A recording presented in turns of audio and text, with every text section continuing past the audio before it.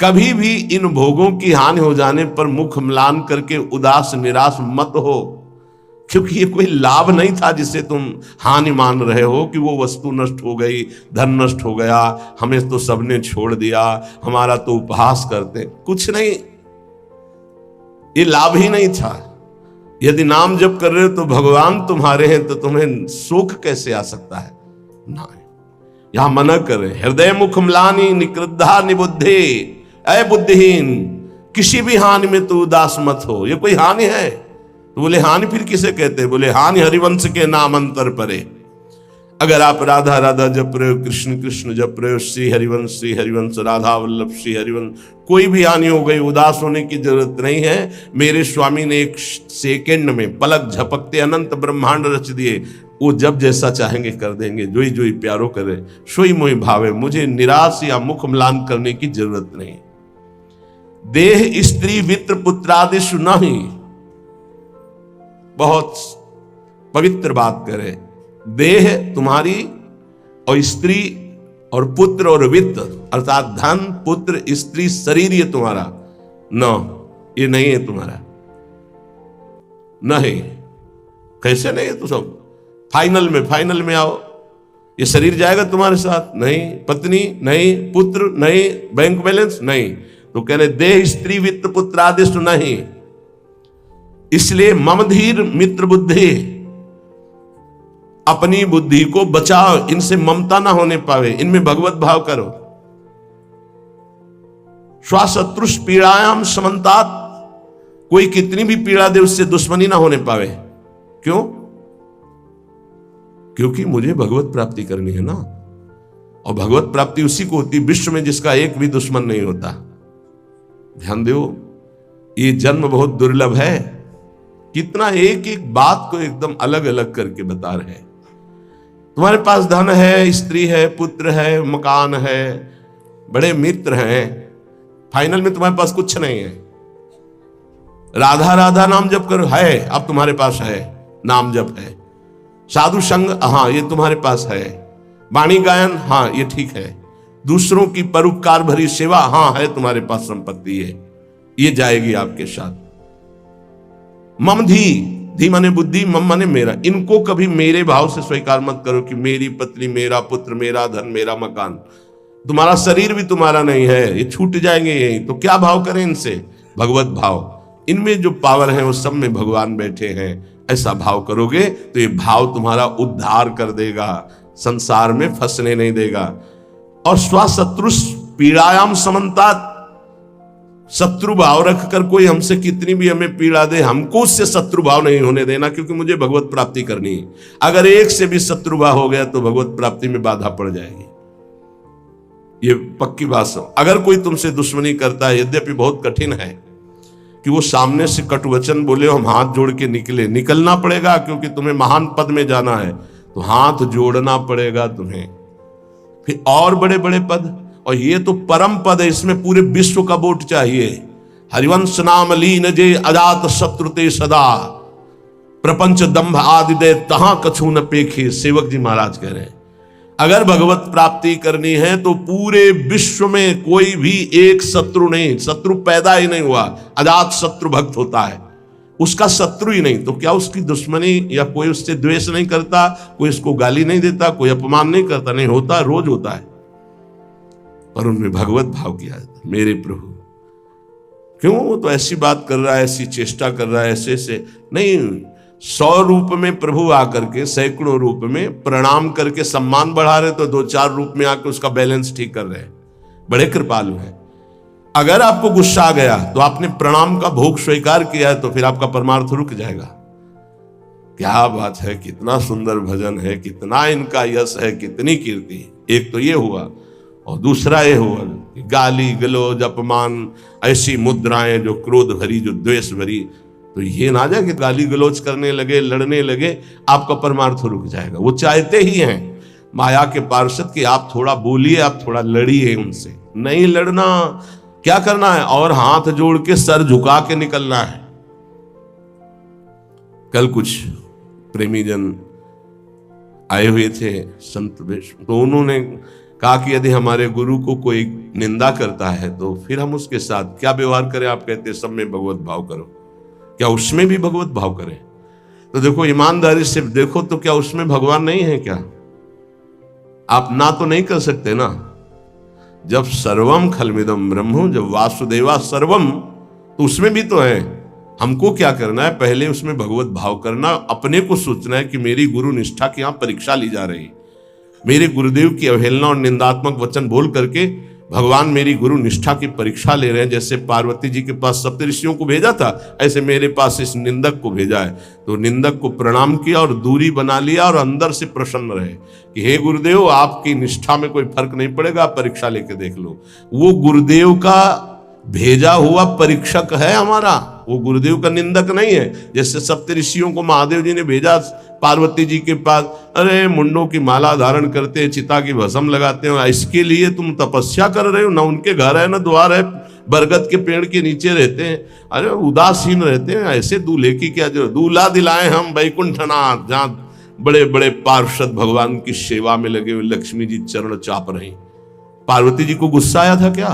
नहीं, उन्होंने कहा कि आप बढ़िया उपदेश कर रहे हैं, माना कि महादेव अवगुण भवन, माना आपकी बात, विष्णु सकल गुण खान, ये भी माना, लेकिन जाकर मन जैसन रमे ते ही सन, हमने तो वर्ण कर लिया है भगवान शिव को, कोटि जन्म लगर हमारी बरों शंभुनता रहो को। क्या निष्ठा माता जी ने प्रकट की।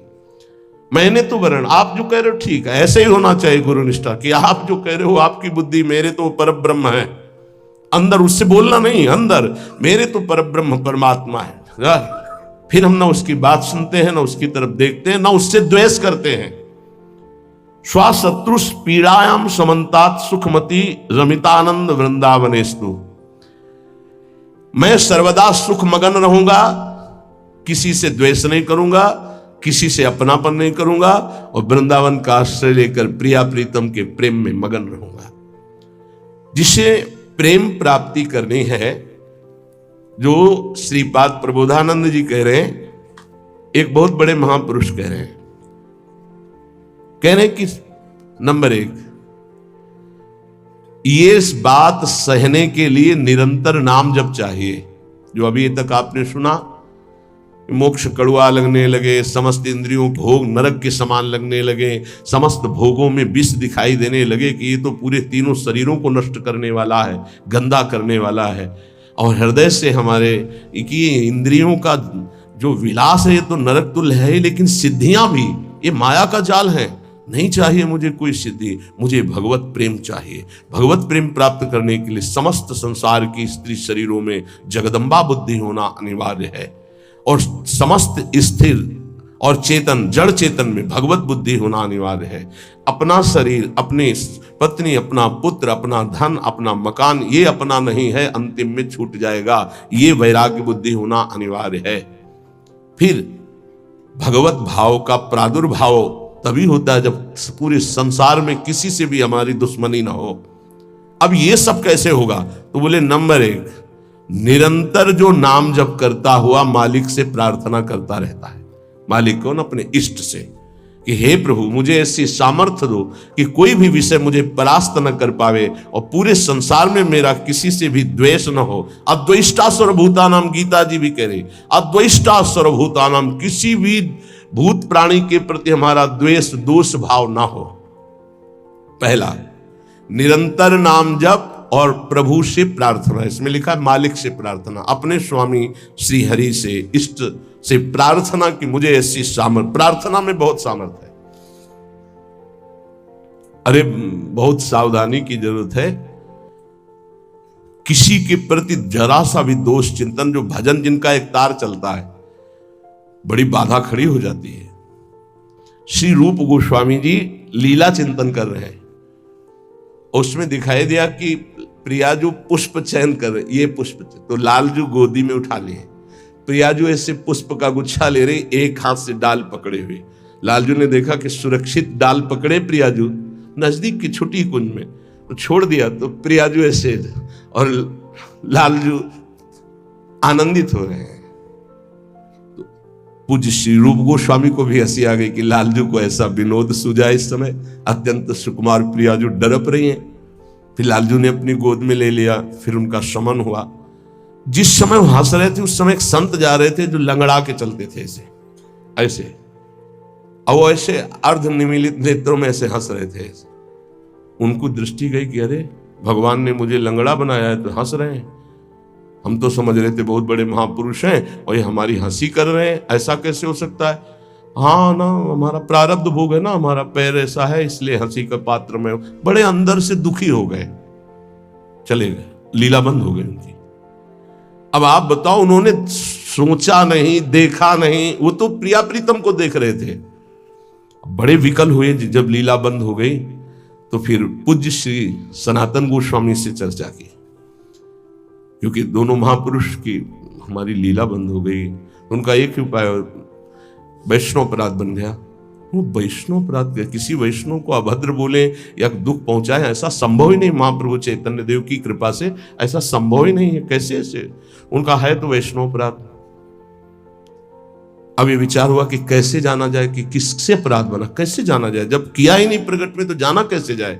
बोले कोई वैष्णव दुखी हो गया है तो वैष्णव सेवा की जाए, आसपास के जितने संत सबको निमंत्रण दिया जाए, पता चल जाएगा, सबकी जूठन पाई जाएगी तो शायद पुनः अपराध कोई हुआ हो जाने अनजाने में तो उसका मार्जन हो जाएगा। ऐसा हुआ, आसपास के सब संतों को निमंत्रण दिया गया वैष्णव। जे ही उनके पास निमंत्रण गया तो नाराज होके बोले, पहले तो उपहास करके हंसी उड़ाते हैं, फिर निमंत्रण देते हैं, हमें नहीं जाना। तुरंत सूचना है कि वो नाराज है। अरे तुरंत गए पूज्य श्री रूप गोस्वामी जी और कहा, प्रभु कब हमने आपका उपहास किया? तो उनका आप प्रभु प्रभु आप कर रहे हो। उस दिन हम जा रहे थे और जैसे हमारा भगवान ने पैर ऐसा कर दिया तो झटका मार के चलते तो आप हंस रहे थे। तो उनका मुझे तो याद ही नहीं कि आप कब निकले और हम कब हंसे। तो उन्होंने समय बताया कि अमुक दिन उस समय। अच्छा, तो उनका प्रभु ऐसे बतानी नहीं चाहिए पर आप नाराज हैं इसलिए बता रहा हूं। प्रभु उस समय हम लीला देख रहे थे, प्रियाजू पुष्प चयन करने की, तो लालजू गोद में उठा के वो पूरी घटना बताई और कहा अगर ऐसा भाव में हम हंस रहे तो आप उसी समय निकल रहे होंगे, आपको ऐसा लगा तो प्रभु आपके लिए नहीं था, आप क्षमा कीजिए। वो तो प्रियालाल तो चरणों में गिरे जो दूसरे वैष्णव थे और कहा, अरे आप जैसे महापुरुषों के प्रति हमारा दोष भाव बन गया, क्षमा करो। वो राज तत्काल लीला प्रारंभ हो गई, तत्काल।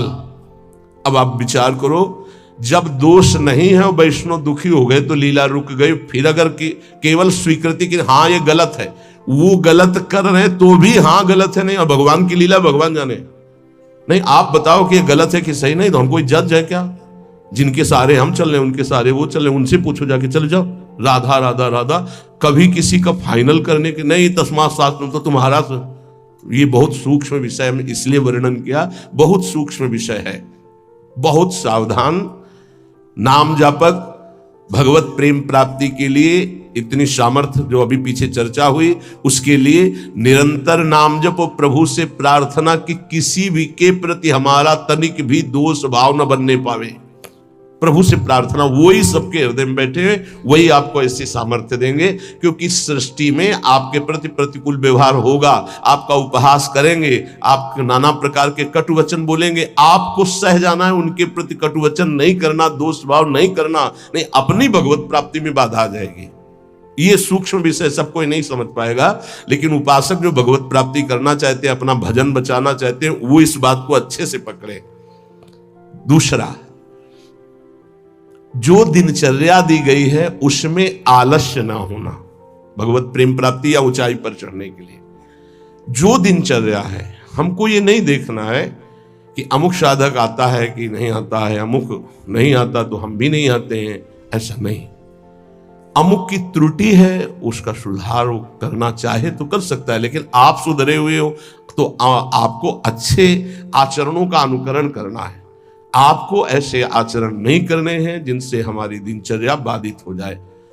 एक चीज और ध्यान रखना है, इसको बहुत विस्तृत रूप से समझा इसलिए रहे कि एक दिनचर्या है जिसके पास सेवा नहीं, गुरु सेवा, और एक दिनचर्या है जो गुरुजनों की सेवा में रहते हैं, उनसे हो सकता है जो भागवतिक दिनचर्या का आदेश दिया गया है वो ना हो, तो उनको असंतुष्ट नहीं होना, क्योंकि वो गुरु सेवा में है। सारी दिनचर्या का फल जो है वो गुरु प्रसन्नता है। तो अगर वो गुरु सेवा में, जैसे हमारी श्री जी की भोग सेवा में है, अब प्रातः बाल भोग से लेकर के शयन तक कितने भोग श्री जी को लगते हैं, अब उनमें उनको हो कि हमारी दिनचर्या तो नहीं।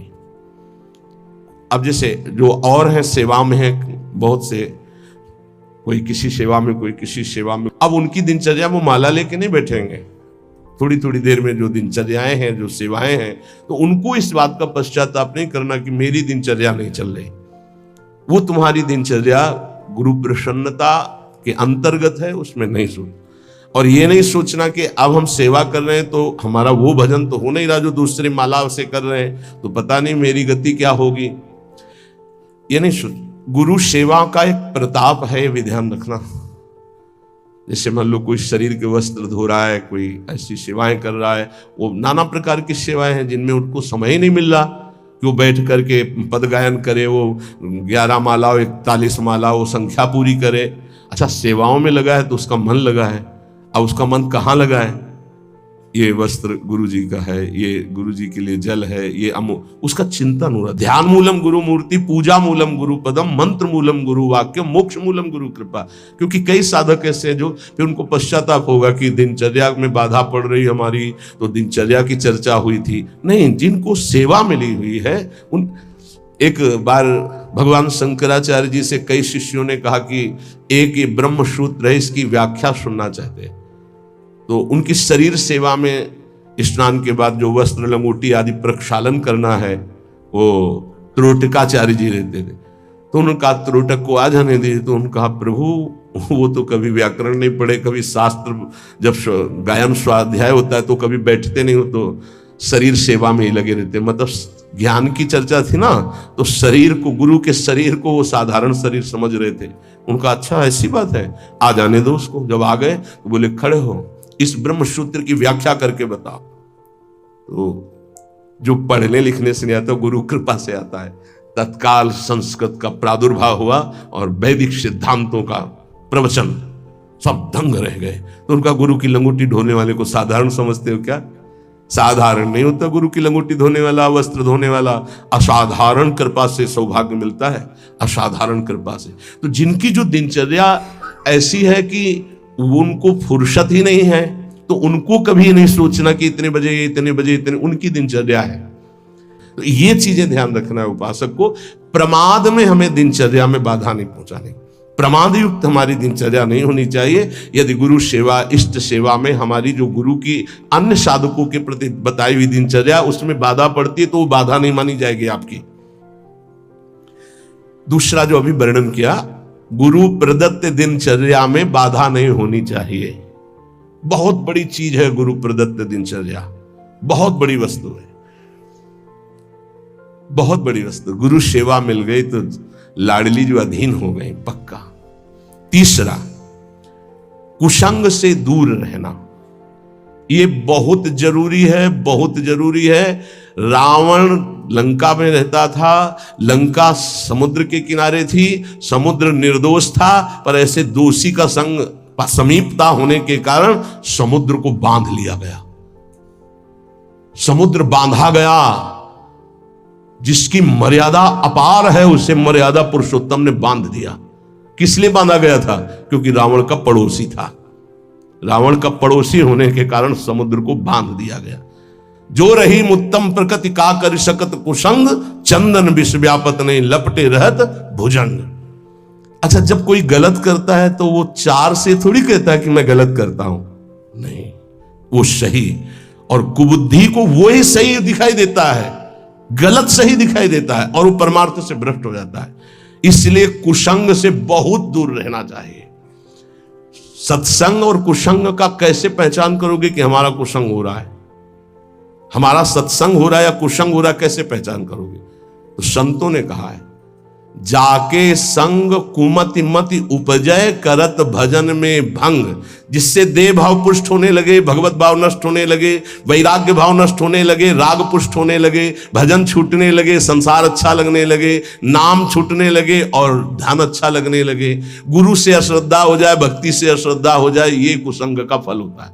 अच्छा, कुसंग का फल जब आपके ऊपर चढ़ेगा तो आपको नहीं लगेगा मैं कुसंग कर रहा हूं, नहीं तो ठीक हो जाओगे। सामने से महापुरुषों को लगेगा कुसंग कर रहा है, और वो जब कहते हैं तो उनको चिड़चिड़ाहट होती है, मैं कहां कुसंग कर रहा हूं। नहीं नहीं, क्योंकि कुमति कभी स्वीकार नहीं करती कि मैं कुमति हूं, अगर स्वीकार कर ले तो सुमति आ जाए। कुसंग से बचना चाहिए। पहला है निरंतर नाम जप करते हुए भगवान से प्रार्थना करना कि कभी किसी के प्रति हमारा दोष दर्शन न हो, शत्रुता का भाव न हो। दूसरा, गुरु प्रदत्त दिनचर्या का पालन करना, आलस्य बिल्कुल ना आने देना। तीसरा, कुसंग से बचना।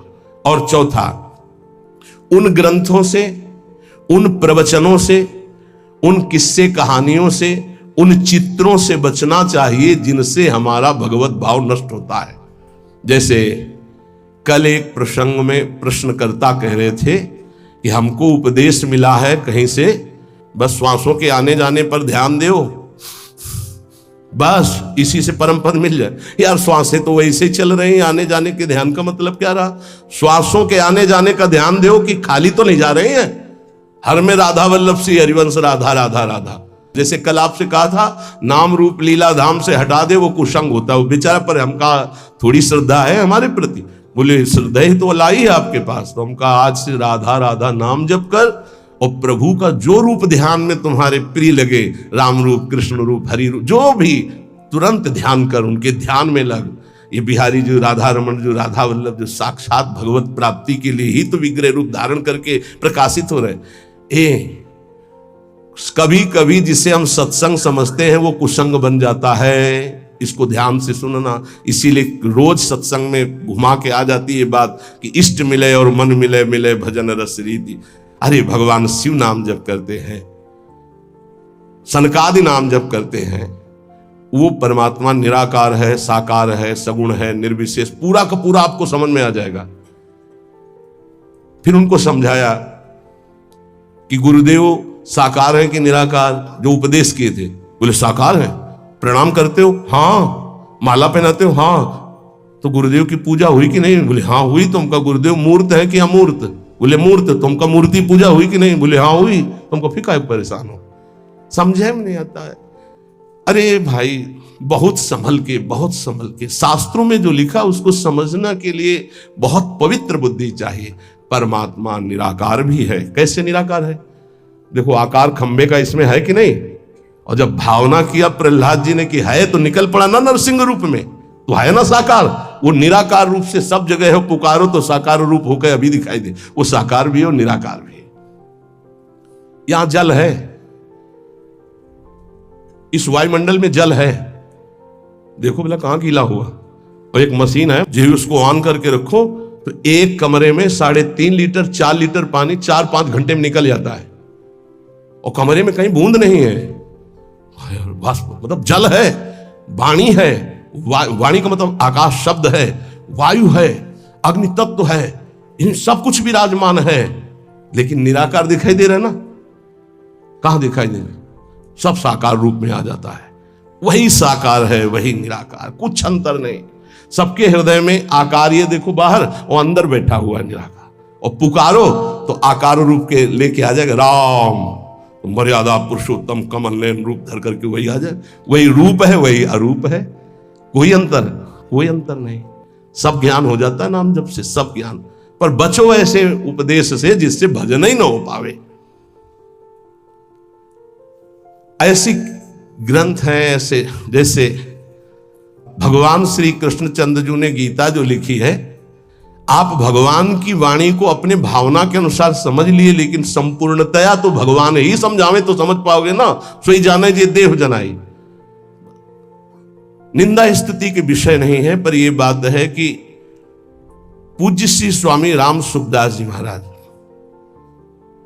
इतनी सरल भाषा में गीता जी का स्वरूप प्रकाशित किया कि मुझे लगता है कि अपने जैसे मंद बुद्धि वालों को भी भगवान की दिव्य वाणी समझ में आए। स्वामी जी का अवतार इसी बात के लिए हुआ था, गीता जी के लिए, श्री स्वामी राम सुखदास जी, कि साधारण से साधारण आदमी गीता के गूढ़ शब्द को, राष्ट्र को जान जाए।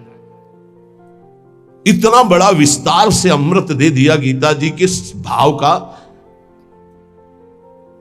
और ज्ञानदेव जी महाराज, एकनाथ जी महाराज, आद्य गुरु भगवान शंकराचार्य, जो बहुत से बड़े बड़े महापुरुषों ने गीता जी की टीका, हमें लगता है वो इन महापुरुषों की टीका के बाद अब हमको और कौन सा ज्ञान जानना बाकी रहेगा।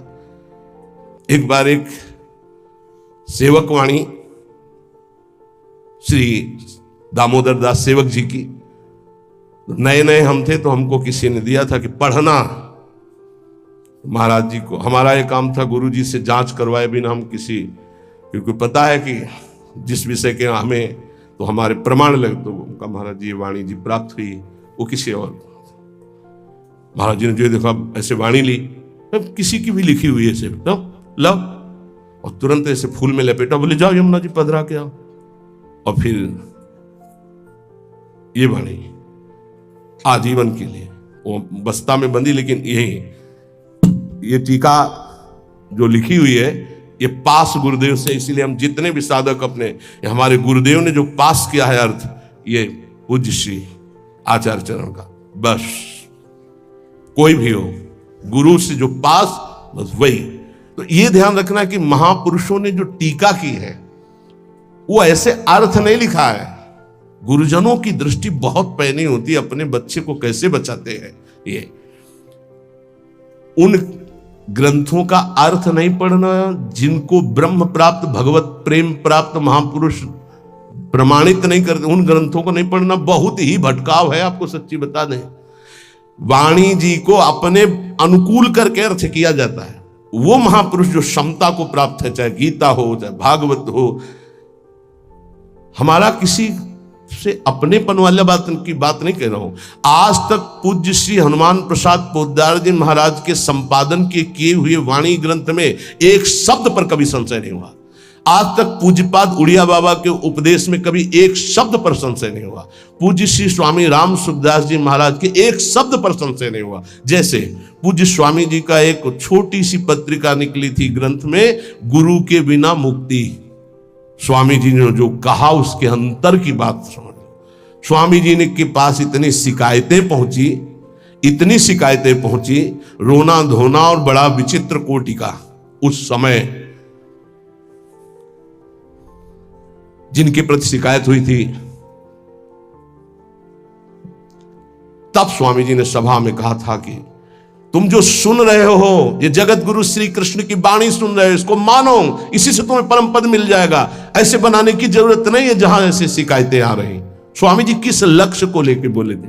स्वामी जी किसी संप्रदायवाद को नहीं काटे, स्वामी जी किसी गुरु परंपरा को नहीं काटे। स्वामी जी के शब्द थे उस बनावटीपन के लिए, जो बनावटीपन से ठगा जा रहा है, लोगों के जो चित्तों की श्रद्धाओं का मर्दन किया जा रहा था। जब स्वामी जी के पास शिकायतें पहुंची, तब स्वामी जी ने वो बात कही कि ये जगत गुरु की वाणी है गीता जी, इसको सुनो, स्वीकार करो, जाओ, परम कल्याण ना हो जाए तो बताना, गुरु के बिना मुक्ति। गुरु बनाने की जरूरत नहीं, वचन सुनो, मानो और जाओ। कोई एक शब्द में उसको घसीटो मत इधर उधर, सीधे जिस प्रसंग से महापुरुष बोले उस बात को समझना। तो हमको ऐसे ग्रंथ नहीं पढ़ने, ऐसी किताबें, ऐसे शास्त्रों की व्याख्या, ऐसे किस्सा कहानियां, ऐसे दृश्य, ऐसे चित्र, ये सब ना देखे जो भजन में बहुत बाधक है। पांचवा, किसी भी बहाने से जिसमें महिलाएं नृत्य करती हों वो दृश्य न देखिए। भले कीर्तन हो रहा है, भजे भजन हो रहा है, लेकिन जिसमें माताएं बहनें नृत्य कर रही, बैरागी को देखने की जरूरत नहीं है। फिर और नौटंकी तमाशा और सीरियल और वेब सीरीज इनकी तो जरूरतें नहीं है, बिल्कुल नहीं। कि खाली समय है, हम बड़ा मोबाइल है स्मार्ट, चाहे जितने स्मार्ट बनो, माया से ज्यादा स्मार्ट नहीं हो, वैसी स्मार्ट गिरी में फंसा देगी तुम्हें, ये सारी स्मार्ट गिरी चली जाएगी। बहुत होश में। चेटक, नाटक, नाच, तमाशा, ये सब परमार्थ के लिए बहुत हानिकारक है। किसी बाहरी साधक से पूछा कि मोबाइल में आप बोले बस गेम खेल लेते हैं। अरे यार गेम खेलना है तो नाम का गेम खेलो, मंत्र का गेम खेलो, हाँ वाणी जी का पूरा गेम खेलो। क्या शुरू करो उल्टा चतुरासी जी, आज वह देखिए तो प्यारी रंग भरी, छाण दे माननी मान मन धरी, वो नागरता की उल्टा गेम खेलो। अभी देखो आंसू आने लगेंगे तो ये गेम खेलोगे। अगला सूत्र प्रेम प्राप्ति के, अपनी निरख परख स्वयं करते हुए गुरुदेव से जांच करा ले। अपनी अंतर की वृत्तियों को देख ले, जहां कुछ संशय लगे तो जांच करवा ले कि ये वृत्ति सही है या गलत, जैसे बाहरी लोग आके कराते हैं। अब सबे खड़े ना हो जाए वहां जाके कि एकांतिक तुम वहीं से होने लगे। रोज सत्संग में यही तो जांच परख होती कि आप अपनी जांच कर लो। नहीं तो एक बार कहा कि अपनी दिनचर्या बना के आओ तो इतने कागज आ गए, हम कहा कब तक हम इनको देखेंगे। दिनचर्या जांच, इंद्रियों का जब विषयों के प्रति आक्रमण होता है, एक वेग होता है, एक आकर्षण होता है, एक ऐसा जिसे तुम रोक नहीं सकते, उस समय तुम्हें जरूर संत संग में हो जाना चाहिए। उस समय बुद्धि काम नहीं करेगी। और जिस समय तुम्हारा केवल बुरा चिंतन बन रहा है, ये उस समय की बात है कि आक्रमण हो चुका है, अब तुम बच नहीं सकते। अब इसको संत संग से मिटाओ तुरंत, तुम अकेले नहीं मिटा पाओगे। और अगला जो है वो कह रहे जब तुम्हारा चिंतन गलत हो रहा तो नोच के फेंक दो, मिटा दो उस चिंतन को जो गंदा हो रहा है, नहीं तो आगे फिर वही दशा आ जाएगी। एकांत में इंद्रियां और मन साधक के ऊपर शासन करते हैं। उस समय साधक को अपनी इंद्रिय और मन की रखवारी करना है बस। इसलिए एकांत में भजन बहुत जरूरी है।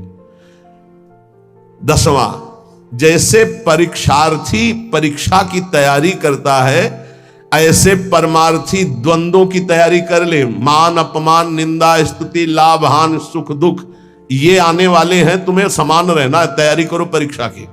और ये परीक्षा जब होती तब आप समझ नहीं पाते कि आपकी परीक्षा हो रही, और समझने नहीं दिया जाएगा परीक्षा हो रही। कम से कम परीक्षा में तो बताया जाता है कि कल से पेपर शुरू है, सावधान, तैयारी कर लियो। अपने यहां परीक्षा बताई ही नहीं जाती, बाहर निकले से शुरू हो गई परीक्षा। अब तुम्हारे दिमाग में नहीं कि परीक्षा है तो तुम उससे लड़ पड़े, फेल हो गए, नंबर कट गए। बिल्कुल हर समय कभी भी कहीं भी परीक्षा हो रही। ये बहुत बड़े महापुरुष हैं, कह रहे हैं कि जैसे परीक्षार्थी को अपनी परीक्षा की तैयारी करनी होती है, ऐसे परमार्थी को अपनी परीक्षा की तैयारी करनी। क्या? स्तुति, निंदा, मान अपमान, लाभ हानि, शत्रुता मित्र, ये द्वंद्व आएंगे, आपको उत्तर देना इनका, तभी आपकी द्वंद्वातीत अवस्था आएगी। तैयार रहो, रोने की जरूरत नहीं, उसने हमको ऐसा कह दिया, उसने ऐसा किया, उसने। तैयार रहो, परीक्षा हो रही। पर उस समय याद नहीं रहता कि परीक्षा हो रही, और जिसको याद रहता है बच के निकल जाता है। बड़े बड़े महापुरुषों को ये परीक्षा देनी पड़ती है, बड़े बड़े महापुरुषों को, ये मत समझो। हाँ, ये द्वंद्व आएंगे, आपको इनकी परीक्षा देनी, परमार्थी हो। और 11वां, इतना भजन कर लो कि तुम्हारे हृदय में मौत का डर खत्म हो जाए, मृत्यु का डर खत्म हो जाए। 2 प्रकार का डर होता है, एक विचार डर होता है और एक होता है सहज डर। सहज डर सबको होता है। सहज डर जैसे अपने लोग सत्संग में एकदम कोई चीख दे, एकदम ऐसे हो, इसे सहज डर कहते हैं। ये बड़े बड़े ज्ञानियों को, जीवन मुक्तों को भी होता है, पक्का होता है। जैसे अभी कोई कीक एकदम निकले तो एकदम ऐसे हो जाएंगे, अरे सुरक्षित हो, कोई ऐसा नहीं। पर ये सहज डर है। और एक होता है विचार डर। भक्तों में, ज्ञानी महापुरुषों में विचार डर नहीं होता। यही बात जो यहां लिखी है, एक बार स्वामी मग्नानंद सरस्वती जी सेनपुर में बट वृक्ष के नीचे कर रहे थे, तो एक विरक्त महात्मा आए थे, ज्ञानी। उनका, स्वामी जी सहज डर कैसे हो सकता है? जब सहज स्वरूप में रहता है ज्ञानी, देह भाव में रहता है, तो सहज डर कैसे हो सकता है? हम आपकी बात नहीं मानते। विचार डर तो होता ही नहीं, लेकिन सहज डर भी नहीं होता। कोई संसारी आदमी वो देह भाव से ऊपर उठे। महात्मा को चौकी लगाओ, वो बड़े सिद्ध पुरुष थे, बड़े, देखो जो भगवत प्राप्त होते बड़े मस्त रहते हैं, बड़े मौजिए, उनको किसी की परवाह नहीं होती। एक मस्ती, ऊंची चौकी में बैठा ला। तो उनका कह रहे, नहीं महाराज आप नीचे बैठे हैं। बोले, आप इतना सुंदर ज्ञान की बात कहे, आपको चौकी ना मिले, बिराजो। बैठ गए चौकी। और उनको क्या पता कि सिद्ध महापुरुष लीला हो रही है। तो जो ही शुरू किए, तो जो गीद है या जैसे चील है, ये बड़े पक्षी होते हैं, तो एक चील ऐसे बैठा बरगद की सूखी डाल पे, वो खर खर खर ऐसे करती, जो ऐसे आए वो ऐसे हुए, चौकी के नीचे गिरे, चौकी ऐसे हुई ऐसे गिरे। अरे अरे भाई चौकी संभालो संभालो, बैठो बैठो महाराज। ये कौन सा डर था? बम तो नहीं गिरा ना।